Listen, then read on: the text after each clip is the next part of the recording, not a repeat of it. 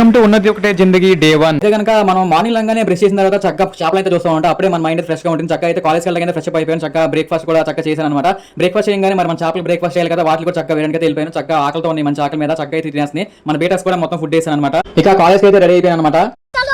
చక్కగా అయితే bus stop అయితే వచ్చేసాను. చక్కగా బస్ కూడా ఎక్కేసాను అనమాట. చక్కగా కాలేజ్కి అయితే వెళ్తున్నాను. చక్కగా మార్నింగ్ ఫ్రెష్ గా జైబీమ్ అనే నినాదంతో అయితే స్టార్ట్ చేద్దాము. చక్కగా కాలేజ్కి అయితే వచ్చేసాను అనమాట. కాలేజ్ రాగానే మధ్యాహ్నం ఆఫ్టర్నూన్ ఇంటికి వచ్చేసిన తర్వాత డిస్ప్లే ట్యాంక్ అయితే చక్కగా క్లీన్ చేశాను. ఎందుకంటే మనం కొత్తగా ఏ ట్యాంక్ కొనుక్కున్నా సరే క్లీన్ చేయాలన్నమాట. అలా క్లీన్ చేయకపోతే దాంట్లో ఉన్న కెమికల్ కి అయితే మొత్తం ఫిషెస్ అనేది చనిపోవడం జరుగుతుంది. బాగా మంచిగా అయితే రాక్ సాల్ట్ తీసుకొని నేచురల్ గా అయితే గెలకొట్టుకోవాలి. బాగా గెలకొట్టిన తర్వాత నీళ్ళంతా పారిపోసుకోండి. తర్వాత ఇప్పటి వరకు మనం డిస్ప్లే ట్యాంక్ లేదు కాబట్టి చక్కగా డిస్ప్లే ట్యాంక్ చక్కగా బీటాస్ వీడియోస్ అయితే తీసాను అనమాట. చాలా బాగా అయితే వచ్చినాయి. తర్వాత ఈవినింగ్ వాళ్ళు ఫుడ్ చేయాలి కాబట్టి మైక్రోమ్ కల్చర్ లైవ్ కల్చర్ అయితే వేసాను అనమాట. ఫస్ట్ అయితే మన దగ్గర ఉన్న బీటాస్ అన్ని అయితే సేల్ అయిపోయినాయి అనమాట. ఇంకా 2-3 పీసెస్ అయితే అవైలబుల్ ఉన్నాయి. ఎవరికైతే కావాలో మన దగ్గర లైవ్ కల్చర్ కూడా అవైలబుల్ అనమాట. మన వాట్సాప్ నెంబర్ అయితే డిఎం చేయొచ్చు. తర్వాత ఫాక్సిల్ ప్లాంట్ ఏమైనా తెలియదు కానీ మొత్తం కుళ్ళిపోయి డ్రైనేజ్ కంపోర్ట్ అనమాట. దాన్ని క్లీన్ చేయడానికి ఒక అరగంట అయితే పట్టింది. చూడండి, చాలా అయితే కష్టపడడం దాన్ని క్లీన్ చేయడానికి. ఇలాంటి మరిన్ని వీడియోస్ కోసం మన ఛానల్ అయితే సబ్స్క్రైబ్ చేసుకోండి. Thank you for watching.